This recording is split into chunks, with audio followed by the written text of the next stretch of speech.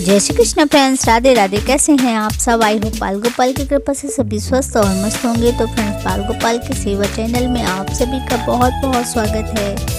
तो फ्रेंड्स, आज की कहानी बहुत ही प्रेरणादायक कहानी है। बहुत ही इस कहानी को सुनने के बाद आपके मन में कुछ करने की एक अलग सी ललक होगी। जरूरी नहीं है कि भगवान की पूजन पाठ करके ही अपने अच्छे कर्म को इंसान बना सकता है।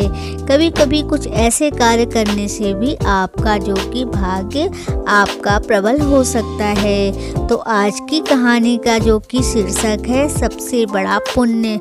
आशा करती हूँ आप सभी को यह कहानी पसंद आएगी। अगर पसंद आए तो प्लीज़ चैनल को सब्सक्राइब करना मत भूलिएगा, क्योंकि आपका एक सब्सक्राइब किसी की लाइफ को बदल सकता है। और कमेंट करके जरूर अपने ओपिनियन दिया कीजिए। तो फ्रेंड्स, कहानी कुछ इस तरीके से है। एक राजा था, बहुत ही बड़ा, जो कि प्रजा पालक था। हमेशा जो कि प्रजा के हित में और प्रयत्नशील रहता था।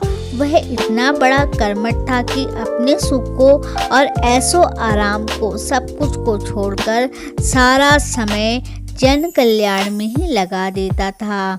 यहाँ तक कि मोक्ष के साधन के लिए, मतलब कि अपने परलोक को सुधारने के लिए उसे पूजा पाठ भजन, उसके लिए भी वह जो कि समय नहीं निकाल पाता था।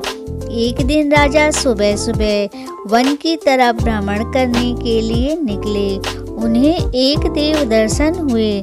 राजा ने उन देव को प्रणाम किया और प्रणाम करने के बाद उनका अभिनंदन किया करते हुए उनसे जो कि पूछा कि आपके हाथ में यह क्या है। तब देव बोले, राजन, यह हमारा बही खाता है, जिसमें सभी भजन करने वालों के नाम इसमें जो कि लिखे हुए हैं। राजा निराश होकर बोले, कृपया देखिए, क्या इस किताब में मेरा भी कहीं नाम है? क्योंकि मैंने तो कभी कोई भजन कीर्तन किए ही नहीं। तभी राजा के सामने देव ने सारे पन्ने उलट पलट कर देखे, मगर राजन का नाम कहीं भी नहीं था। राजन बड़े ही निराश और चिंतित हो गए। राजन को चिंतित देखकर देव ने बोला, महाराज, आप चिंतित ना हो, आपके ढूंढने में कहीं कोई कमी होगी। वास्तव में राजा ने बोला, यह मेरा दुर्भाग्य है कि मैंने कभी भजन कीर्तन के लिए समय ही नहीं निकाला, और इसलिए इस बही खाता में मेरा कहीं नाम नहीं है। उस दिन राजा के मन में आत्मग्लानि और जो कि बहुत ही उत्पीड़ा मन में उनके हुई, लेकिन इसके बावजूद भी उन्होंने इसे नज़रअंदाज कर दिया और पुनः परोपकार की भावना लिए हुए दूसरों की सेवा करने में लग गए। कुछ दिन बाद फिर वहीं सुबह सुबह वन की ओर राजा टहलने के लिए निकले, तो उन्होंने देव महाराज के फिर से दर्शन हुए। इस बार भी उनके हाथों में एक पुस्तक थी। इस पुस्तक के रंग और आकार में बहुत ही भेद था और यह पहले से काफ़ी छोटी भी थी। राजा ने फिर उन्हें जो कि प्रणाम किया और पूछे, महाराज, आज कौन सा बही खाता आपके हाथों में है? तो देव ने बोला, राजन, आज का बही खाता मैं उन लोगों के नाम है जो भगवान को सबसे अधिक प्रिय हैं। तब राजा ने बोला, कितने भाग्यशाली होंगे वो लोग, निश्चित ही वह दिन रात भगवान भजन में लीन रहते होंगे। क्या इस पुस्तक में कोई मेरे राज्य का नागरिक है? देव महाराज ने बोला, बही खाता खोलते ही जो कि राजा का नाम पहले पृष्ठ में ही था।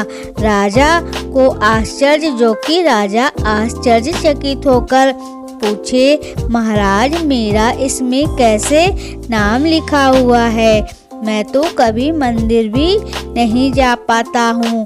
देवता ने कहा, राजन, आश्चर्य की क्या बात है?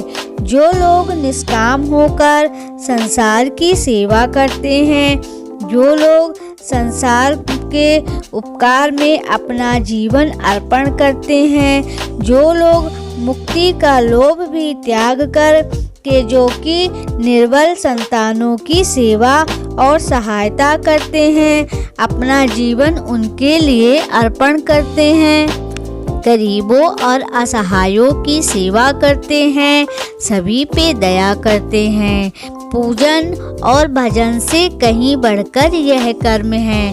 भगवान कभी नहीं कहते कि हमारी पूजा और घंटी हिलाने में सारा समय बिता दो।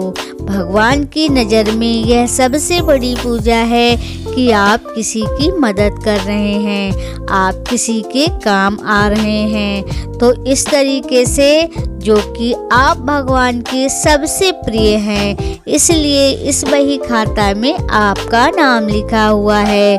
तो फ्रेंड्स, यह थी एक बहुत ही प्रेरणादायक कहानी, सबसे बड़ा पुण्य। तो आशा करती हूँ आप सभी को कहानी पसंद आई होगी। अगर पसंद आई तो प्लीज़ चैनल को सब्सक्राइब जरूर कर दीजिएगा, लाइक कमेंट वीडियो को शेयर भी कर दीजिएगा। अपना बहुत ख्याल रखिएगा। हम फिर से मिलेंगे एक नई वीडियो और एक नई जानकारी के साथ। तब तक के लिए जय श्री कृष्णा, राधे राधे।